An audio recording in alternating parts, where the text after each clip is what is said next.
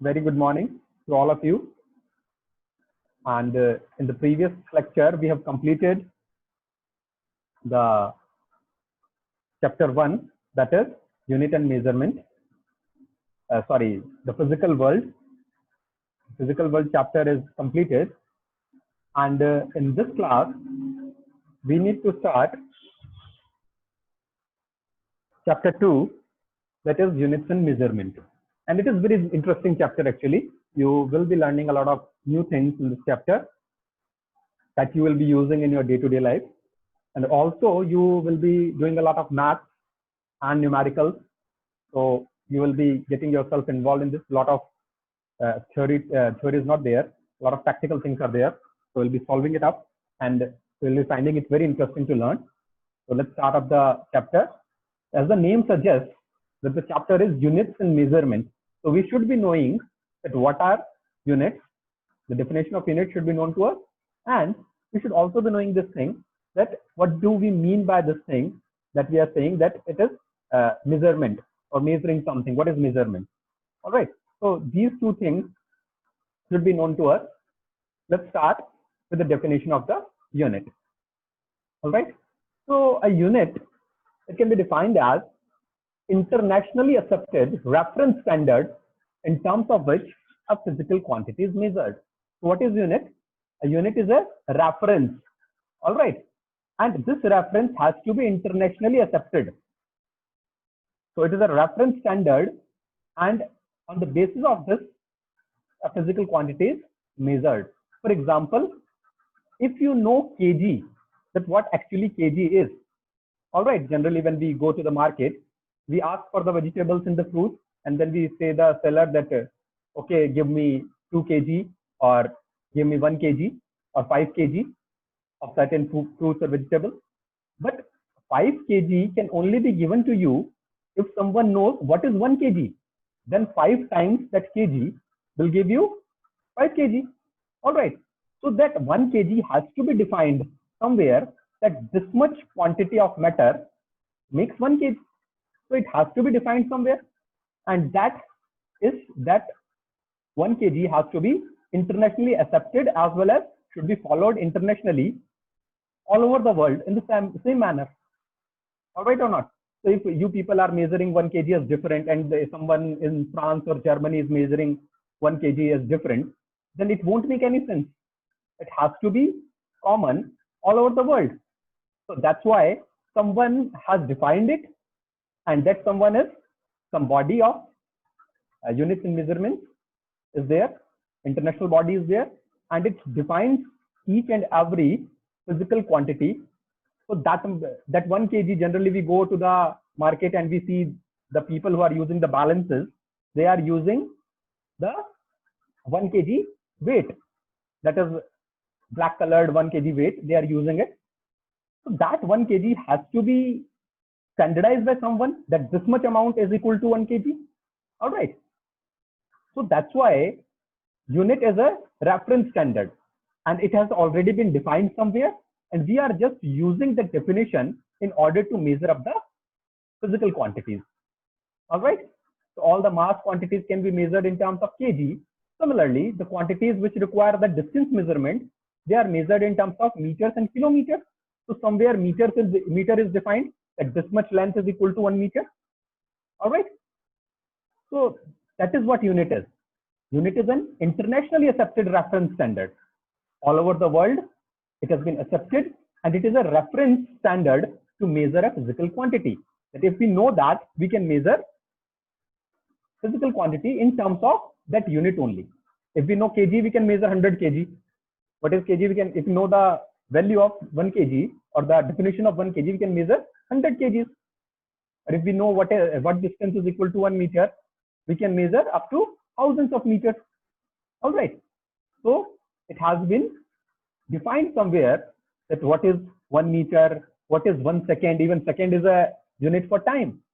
So we only see this thing in the clock, that when the second clock, it moves to 1 point, we say it is 1 second. So who has told this thing that it is only 1 second? All right. That duration is equal to 1 second. It has to be defined somewhere. All right or not? So we define up each and every unit, and on the basis of the definition of unit, we measure the physical quantity. For example, you can see that kg is a unit for mass and meter is a unit for length. Now, we people should know that what is measurement. I hope the definition of unit is quite clear to you. We will be learning about this measurement along with the definition of unit very soon with the help of an animation also. All right, so be with me. This measurement, it is the process of assigning a numerical value to a physical quantity. All right, so if we are having some physical quantity, if say for example you are having some amount of oranges, all right, and you want to weigh those oranges, so what you will do, you will weigh them and then you will measure them, measure the weight of them, all right, and then what you say that it is equal to this much kg, all right or not.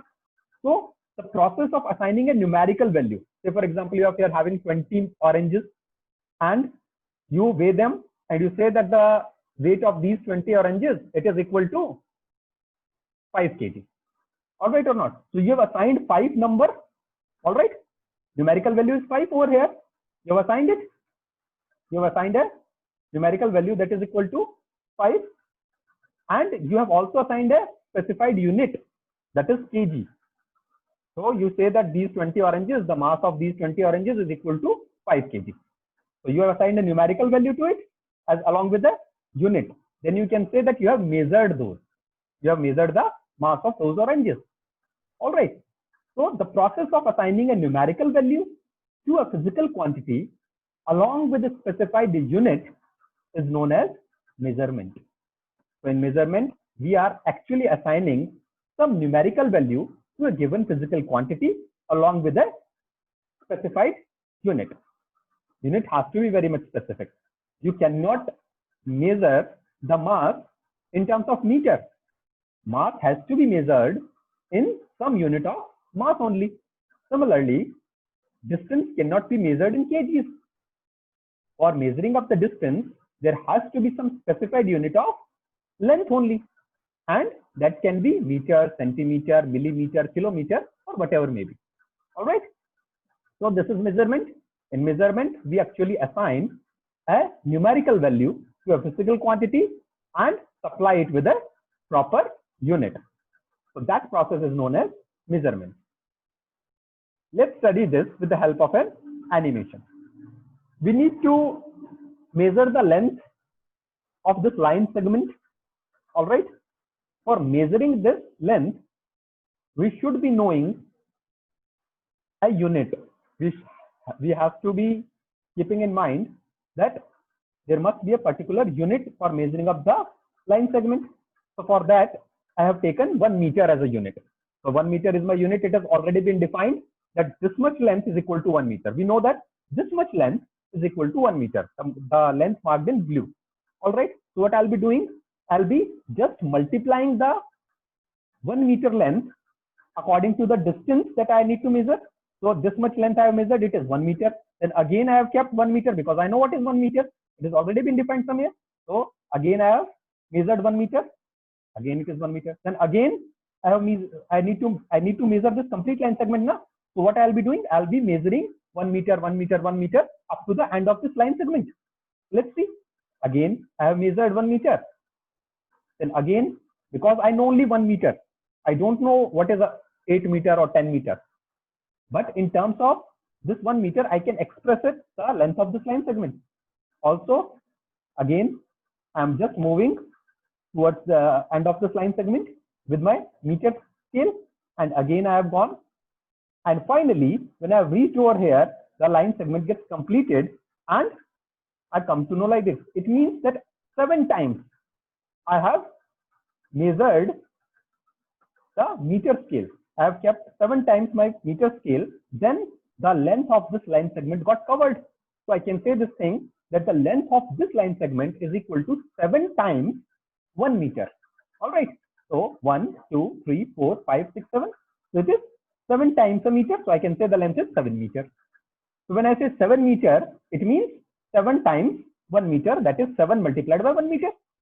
and I know what is this 1 meter. This has already been defined somewhere by the International Bureau of Weights and Measurements, or by the International Bureau of Measurements. It has already been defined somewhere that what is 1 meter. This much length is equal to 1 meter. And we will be learning about the definitions of meter, kilogram, and second, that how internationally they have defined it. All right. Similarly, 15 kg, it means 15 times 1 kg. So if I know 1 kg, I can easily be finding out 15 kg just by taking it 15 times. All right. So I hope this discussion is clear, that what is unit and what is measurement, and how we can carry out measurement with the help of the units that are already known to us. These units are internationally accepted and they have been defined somewhere by the bodies which govern the unit and measurement. All right. Let's move towards the definition of 1 meter. That what is 1 meter? All right. So let's see. 1 meter is the length of the path traveled by light in vacuum during a time interval of 1/299,792,458 fraction of a second. All right. So this much time of a second. In this much time of a second, the distance traveled by light is equal to 1 meter. So they have defined the meter in this fashion, that the distance traveled by light in 1/299,792,458 fraction of a second is known as 1 meter. And these definitions, you don't have to remember these definitions, just you have to keep somewhere in the back of your mind that these definitions are there, and the units like meter, kilogram, and second, and all other fundamental units, they have already been defined by the governing body of the units in measurement. All right. So you have to keep this thing in mind. It should not be the case that you have to remember or learn these definitions. Just keep in the back of your mind. No one is going to ask you to define this, but I do tell you this thing, that it will be better if you are remembering these, because these are very basic. So just keep this thing in your mind. Now let's define what is 1 second. All right. So 1 second is the time taken by 91926317770 oscillations of the light emitted by a cesium-133 atom. So we know one element is there, that is cesium. It is having one isotope known as cesium-133. So when the electrons of this isotope, they got excited and they came back to the ground state, they emit radiations, and the radiations of the light, they travel in the form of waves. So they oscillate. So the duration in which this much oscillations are carried out by the light emitted by cesium, that duration is known as 1 second. All right. So you can see that how fastly that light emitted by the cesium atom is oscillating. So in 1 second, it oscillates this much time. All right. So this is the definition of 1 second. I'm telling you again that the light emitted by cesium atom, when the excited electrons, they come back to the ground state, the oscillations carried out by the light, and if they carry out this much oscillation, the duration in which 91926317770 oscillations are carried out, that duration is known as 1 second. All right. Now let's define what is 1 kilogram. See, you don't need to write all these things up. All right. I will be sharing this PDF. I will be telling you what you need to write. All right. I will be telling you what you need to write for the thing that I have made you brought the notebook as well as the pen. We will be doing that math just in a while. So please don't think that you are lagging something. You will be writing it anyway when I'll be sharing of the PDF with you. Yes, someone has asked me some questions, so let me take that. Let's define what is 1 kilogram. So definition of 1 kilogram.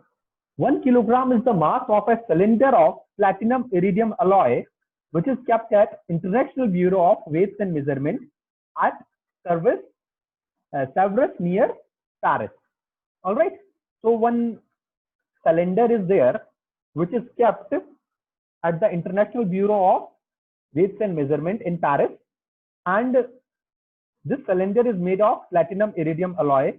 The mass of this cylinder is known as 1 kilogram. You can see this is that cylinder. So it is kept over there. So this mass, the mass of this cylinder is equal to 1 kilogram. So they have defined it because they wanted that this much mass has to be equal to 1 kg. So let's define it as 1 kg. So for the definition of 1 kg, what they have done, they have taken a platinum iridium cylinder and the mass of this cylinder is equal to 1 kilogram. All right, you can see it on your screen. This is the cylinder that is kept in the International Bureau of Weights and Measurement in Paris, that is in France. All right, so that mass is equal to 1 kg. The mass of this cylinder is equal to 1 kg, and all the other weights that we are seeing in the shop, they have been derived from this mass only. All right. So these are the definition of meter, second, and kilogram. You don't need to cram it up, don't need to mug it up. Just you have to keep in your mind that the definition goes like this. All right. Let's move towards the types of physical quantities. So in units and measurement, we have to deal with different type of physical quantities. So there are two types of quantities which we generally deal in physics. One is the fundamental quantities and other one is the derived quantities. The fundamental quantities are those quantities which are independent on their own. They do not require any other quantities for their representation. These quantities are very much independent and they can be represented on their own.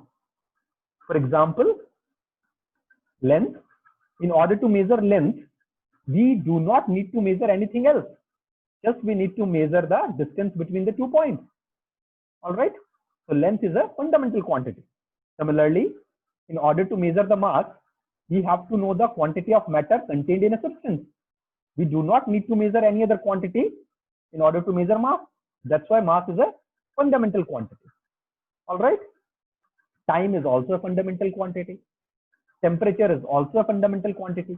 So in and all, there are 7 fundamental quantities, and all the other quantities, they have been derived from these 7 fundamental quantities, and that's why they are known as derived quantities. You will be getting to know about this in a more clear manner when you will be comparing it with the derived quantities. All right. Let me give you an example of derived quantity here only. That length is a fundamental quantity because in order to measure length, we just need to measure the distance between the 2 points. But if we need to measure the density, then density is equal to mass upon volume.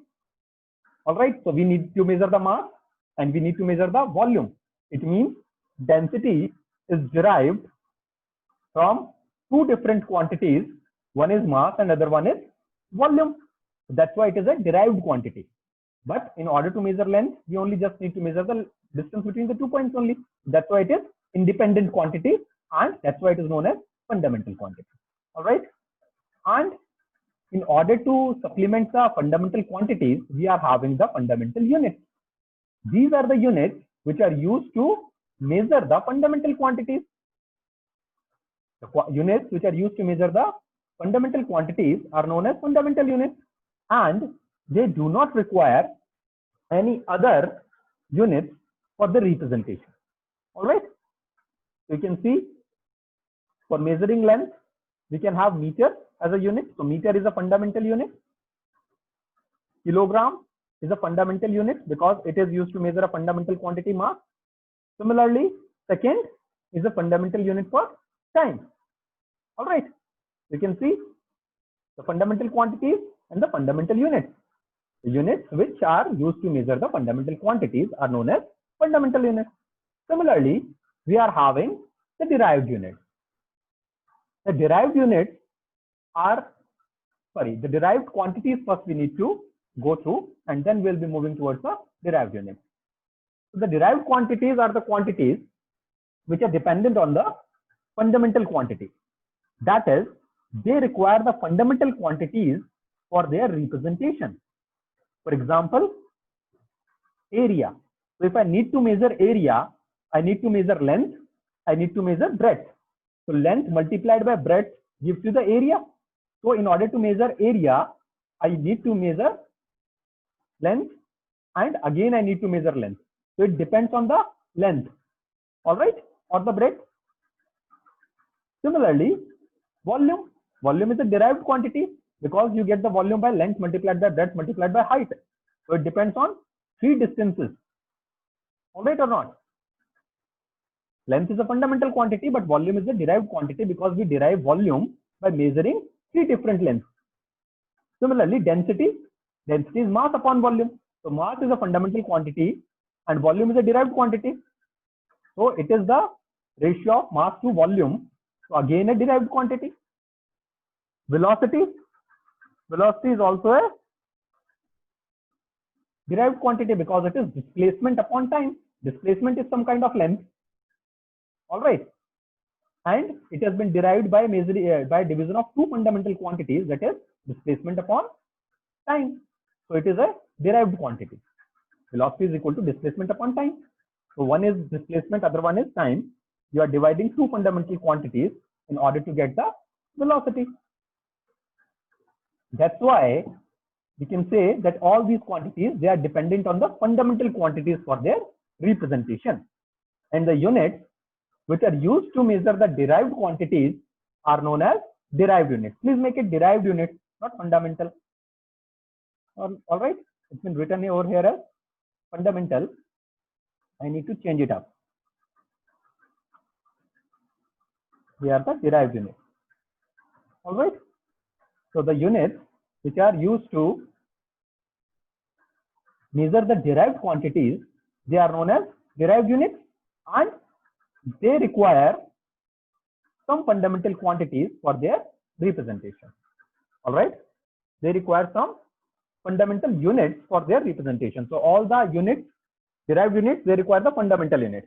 For example, the unit of velocity is meter per second. So meter is a fundamental unit for length, and time is the fundamental unit for, second is the fundamental unit for time.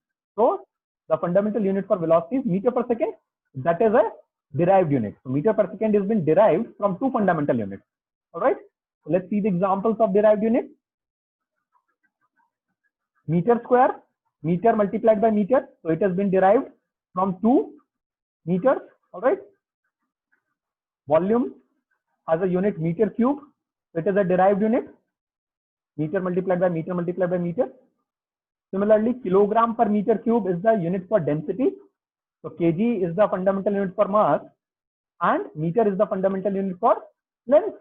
That's why it is a derived unit. It has been derived from two fundamental units. Similarly, meter per second is a derived unit for velocity. Meter is the fundamental unit for length, and time for time, the fundamental unit is second. That's why it is meter per second. I hope these things are clear. We are having two types of quantities. One is fundamental quantities, other one is derived quantities. There are only 7 fundamental quantities that exist till now in physics. All right. We are having only 7 fundamental quantities, and all the other quantities, they have been derived. We will be learning about those 7 fundamental quantities in a while. They are also known as basic quantities. Sometimes they are known as basic quantities. All right. So all the other units or all the other quantities are derived from the fundamental quantities. Now let's learn something about the system of units. So in earlier times, the scientists used to measure up the quantities with different systems, but now we are measuring only in the SI system. But earlier we used to measure the physical quantities by using different units in different countries. So let's have a glimpse of those systems. First is the CGS system.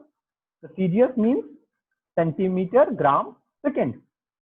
The second one is the FPS system, foot, pound, second. It is also known as British system. All right. And this CGS system is also known as Gaussian system. Sometimes they use it Gaussian system. So the CGS system, centimeter gram second system. FPS, F stands for foot, P for pound, and S for second. So foot, pound, second system. And the one is the MKS system. Okay, let me take a question first. Someone has asked something.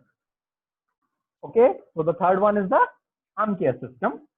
That is meter, kilogram, second system. So in CGS system, what we follow? Centimeter is for length, gram is for mass, and second is for time. That is CGS. Similarly, in FPS system, we write foot for length, pound for mass, and second is for time. See, the abbreviation that we are using for pound is LBS. Please note this because it's a different one. So the pound, the abbreviation for the unit pound is LBS.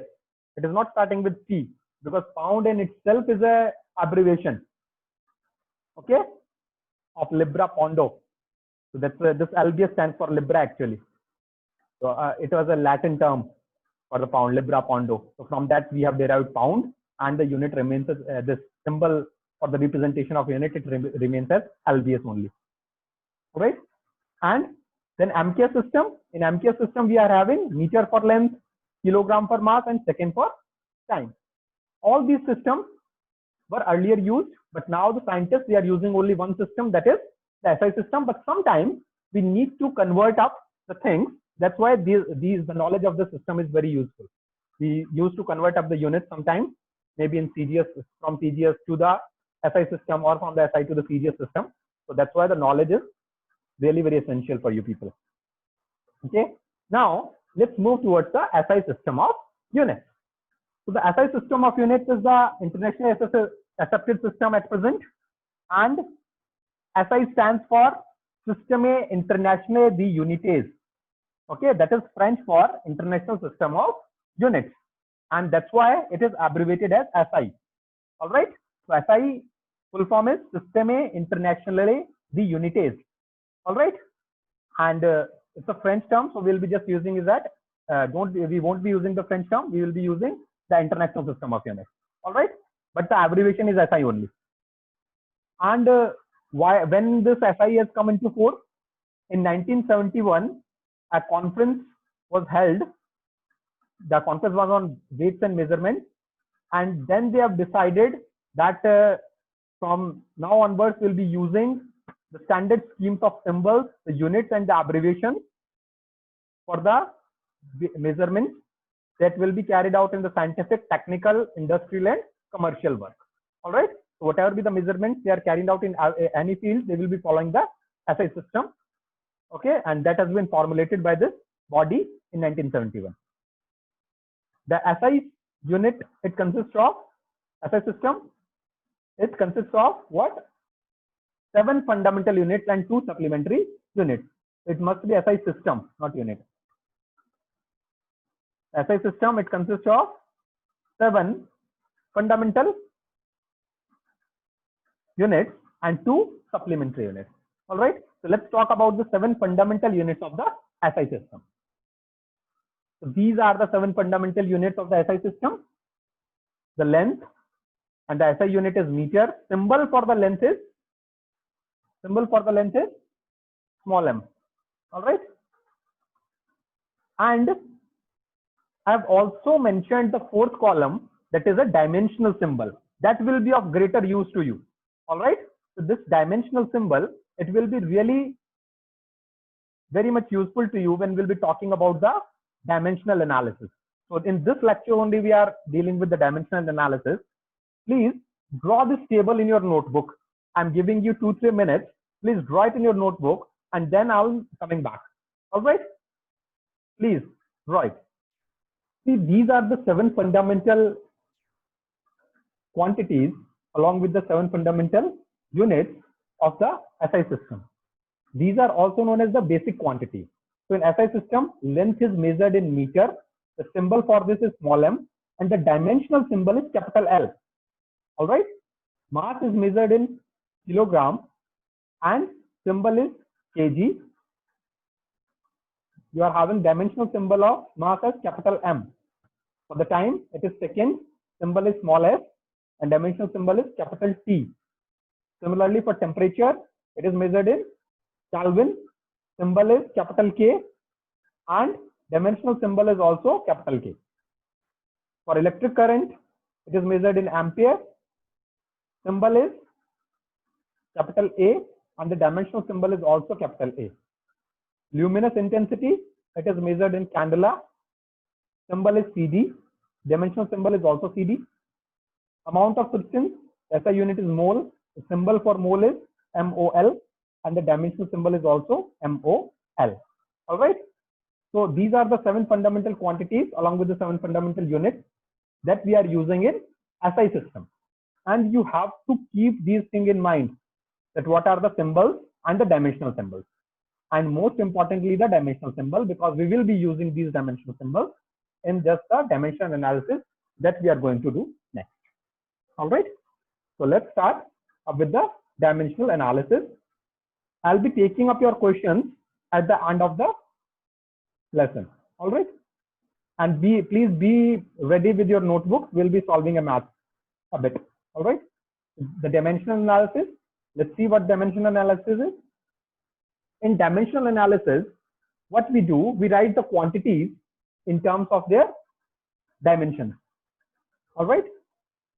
So in dimensional analysis, we write the quantities in terms of their dimensions.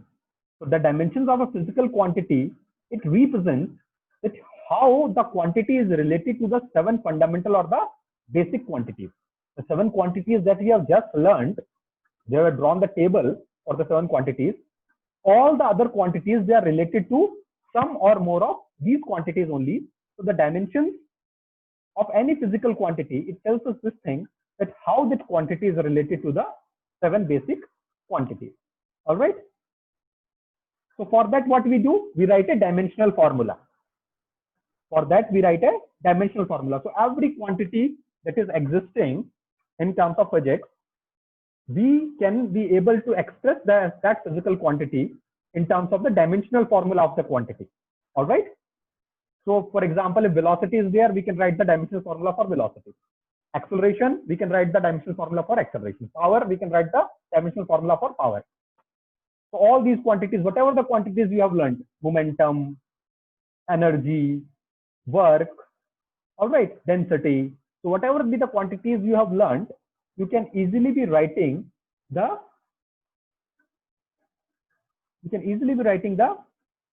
dimensional formula for those quantities. All right. Any physical quantity in this physical world can be expressed in terms of the dimensions of the 7 basic or the fundamental quantities. The dimensions we have studied of the basic quantities. We have studied the 4th column, that was of dimensions of the given quantities. So in terms of those dimensions, we can express the physical quantities that are existing. So that formula is known as dimensional formula. So the definition of dimensional formula, it says like this: the expression of a physical quantity in terms of the power raised to MLT. So MLT what? These are the dimensions for mass, length and time, etc. enclosed in square brackets. So if I write some quantity with some power raised to the dimensional symbols of the 7 fundamental or the basic quantities and then enclose it in the square bracket, that expression is known as the dimensional formula for the given physical quantity. For example, just see density. Density is a quantity that is equal to mass upon volume. All right. So that is equal to mass upon length into breadth into height. So for mass, I can write the dimensional symbol as capital M, because the symbol for mass, dimensional symbol for mass is capital M. So in place of this mass, I can write capital M as the dimensional symbol. Length, it has a dimensional symbol capital L. Also breadth is there. So breadth is a type of length only. It's a type of distance. So distance, it has a dimensional symbol as capital L. Also height is a type of distance. All right. So it is also having a dimensional symbol as L. So it becomes capital M upon L multiplied by L in terms of dimensions. So I can write it like this: M upon L cube. So L multiplied by L it becomes m upon L cube, and this L to the power 3 in denominator, when it goes to the numerator, it becomes L to the power minus 3. So ml minus 3, all right or not? And you can write it like this. Density, the dimensional formula for density is equal to ml minus 3. See how you have to read it? When you are enclosing the quantity in the square bracket, you have to read it like this, the dimensional formula for density. So this is what the expression is. If you enclose something in square bracket, it becomes a dimensional formula. So it's the dimensional formula for density is ml minus 3. All right. So if some quantity you can express in terms of the dimensional symbols of the 7 basic quantities, and then you enclose that expression in terms of brackets, in square brackets, then that expression gives you the dimensional formula for a given physical quantity. Now we have to go through the dimensional formula of various quantities, and we have to learn them. We have to learn them by heart, because without knowing the dimensional formula for the physical quantities, we won't be able to solve up the questions that are based on the dimensional analysis. Okay, so let's find out the dimensional formula for some important physical quantities that we will be dealing in the questions to come, and that are in our syllabus also. So we have to learn them up. So I'll be just giving you the glimpse that how you people can be able to find out the dimensional formula for different physical quantities. All right. So let's do that. Okay, let's do that. And please be prepared with your pen and notebook. One more thing I want to tell you is that the dimensions of a physical quantity, it remains unchanged no matter what formula you are using to derive the dimension. For example, energy. If you are finding the dimensions for energy, you can be using the formula for potential energy, that is mgh. You can also be using the formula for kinetic energy, that is half mv square. You can also be using the formula for spring energy or any other energy. So every energy has the same dimensions. It does not matter at all what formula you have used to calculate the dimensions for a given physical quantity. So if you are finding the dimensions of energy with half mv square, it will be same. If you are finding the dimensions for energy with mgh, it will be the same. All right. So the dimensions, they do not depend on the formula. For a given physical quantity, the dimensions, they remain same. All right. Now let's try to find out the dimensional formula of some important physical quantities, and you have to do this along with me in your notebook. So please be prepared. All right, let's start. First quantity that we need to deal is velocity. First of all, you have to write the formula for velocity. Velocity is equal to displacement upon time. All right, we know this. What is the dimensional formula for displacement? It is L, because displacement is some kind of length. And what is the dimensional formula for time? It is capital T. So we can be writing it as L by T. All right. So it becomes like this, L by T. And when this T goes into the numerator, it becomes LT minus 1. Now you can write the dimensional formula for velocity is equal to LT minus 1. When you put it in the square bracket, you have to read it like this. Dimensional formula for velocity is equal to LT minus 1. Let's take the second physical quantity, and this physical quantity is acceleration. We know the formula for acceleration is change in velocity upon time. We know this very well. All right or not? So acceleration is change in velocity upon time. So change in velocity means that there is dimension of velocity, because when you subtract velocity from velocity, it becomes velocity only. All right or not? So change in velocity is having the dimension of velocity. So in numerator, we are having the dimension of velocity. So in place of this change in velocity, we can write LT minus 1, because the dimension of velocity is LT minus 1 that we have just derived. We can write it like this, LT minus 1. And for time, the dimension is capital T. So it can be written as LT minus 2. All right or not? And then finally, you have to write it with the expression that the dimensional formula for acceleration is equal to LT minus 2. All right. So this expression in the square bracket, it can be read like this. Dimensional formula of acceleration is equal to LT minus 2. Let's take the third physical quantity, that is force. And we all know this thing, that force is equal to mass multiplied by acceleration, F equal to ma. In 9th class, we have read this formula, F is equal to ma. So force is equal to mass multiplied by acceleration. So for mass, we are having capital M, and for acceleration, we are having the dimensional formula as LT minus 2. So it can be written as like this, M multiplied by LT minus 2, right or not? And when it is M multiplied by LT minus 2, you can be writing it like this. The dimension for force, or the dimensional formula for force, is equal to MLT minus 2. All right or not? Very simple to find. You have to remember these final results. For velocity, LT minus 1. For acceleration, LT minus 2. For force, MLT minus 2. You have to remember it. All right. Let's take the work. So we know work done is equal to force into displacement. We know this.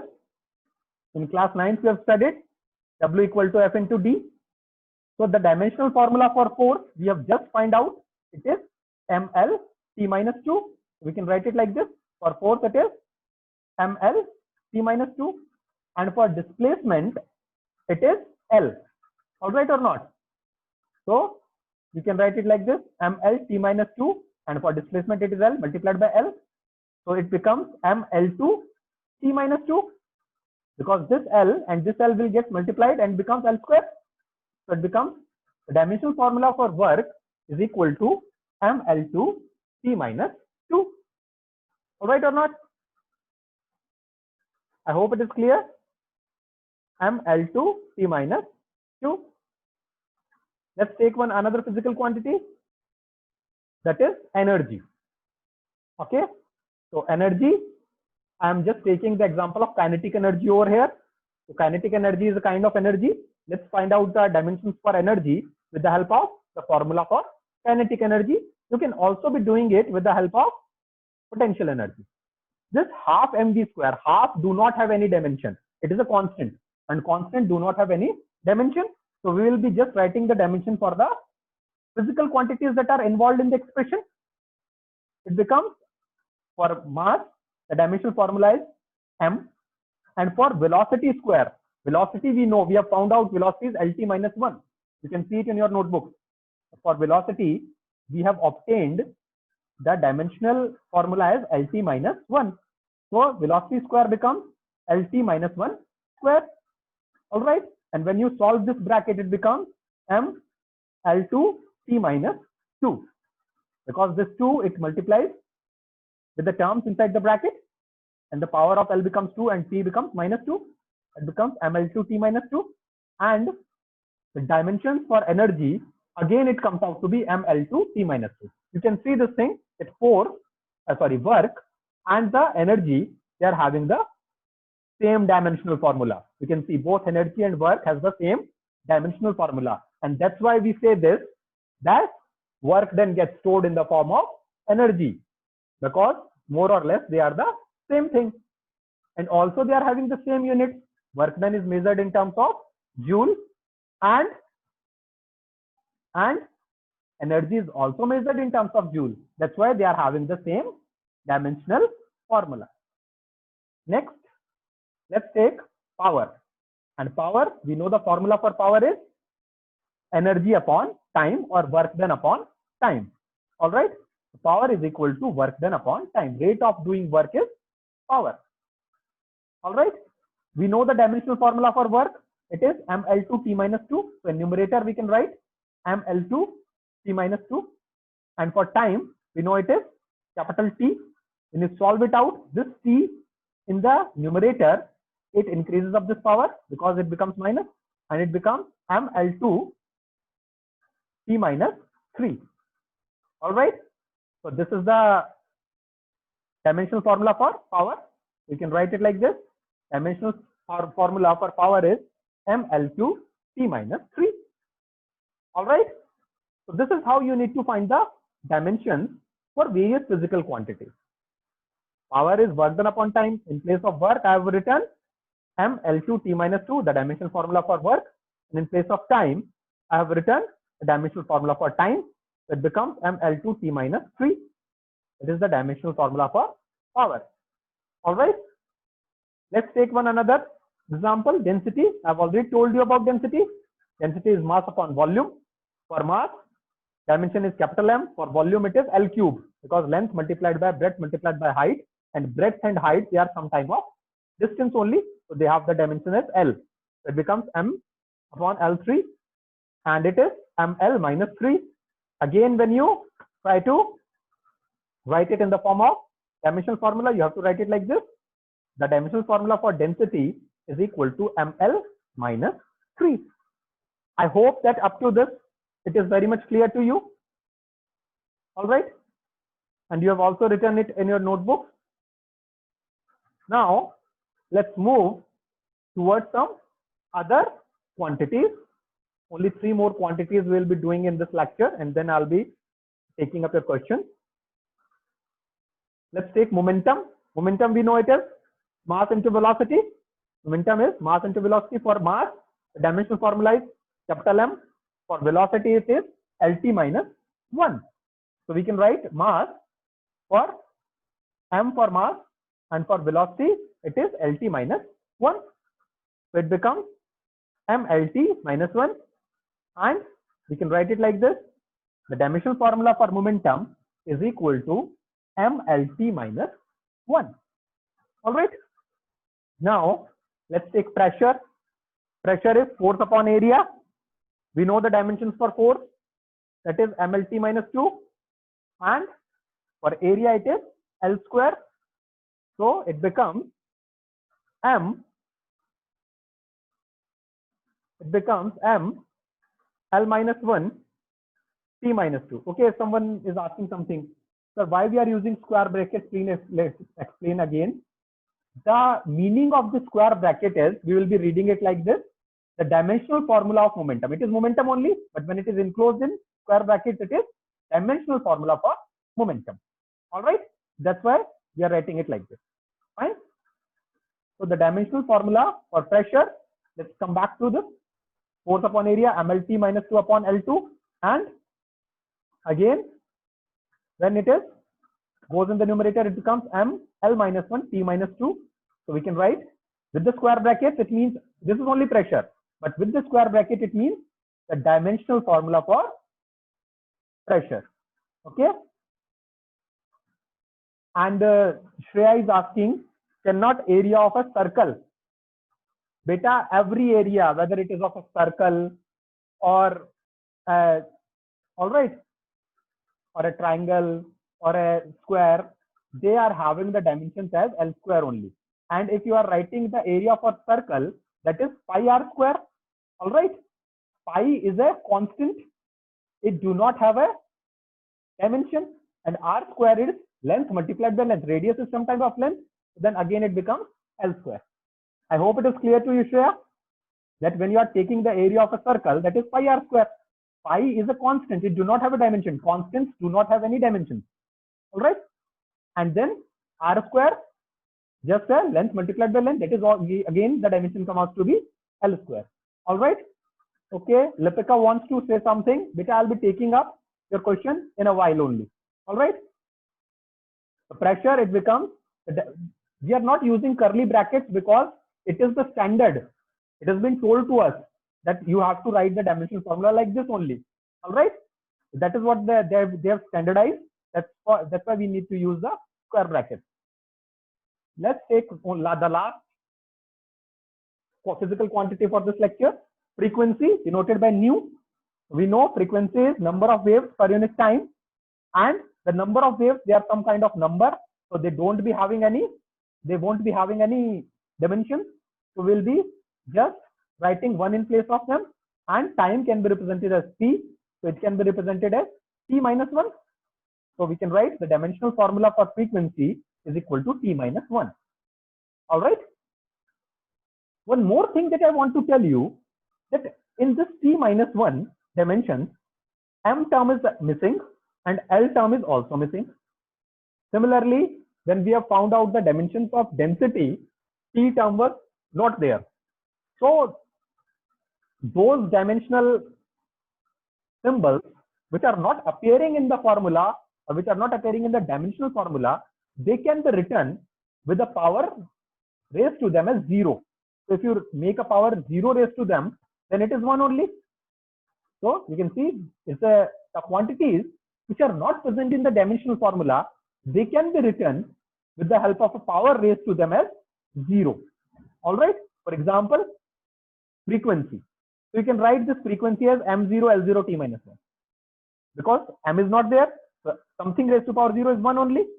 L is not there, something raised to power 0 is 1 only. So you can write the dimensional formula in this manner also. The dimensional quantities which are not present, the dimensions which are not present in the physical quantity, they can be written with the help of power raised as 0 to them. All right. And density, the dimensional formula for density is ml minus 3. You can write it as ml minus 3 t0 because t was not there. All right. So those dimensions which are not there in some quantity, they can be written with the help of power raised to them as 0. You can write them, but you have to make their power as 0 because something raised to power 0 is 1. So this is all from my side for today. I'll be taking up your questions. So first I'll be answering Lipika what you want to ask, and then I'll be coming back to you. Okay, fine. Okay, thank you for joining up the class, and I hope that you will be solving up the things a bit. And thank you for joining. Thanks a lot. Please be safe at your home. Thank you once again. I'll be sharing up this PDF very soon. Thank you.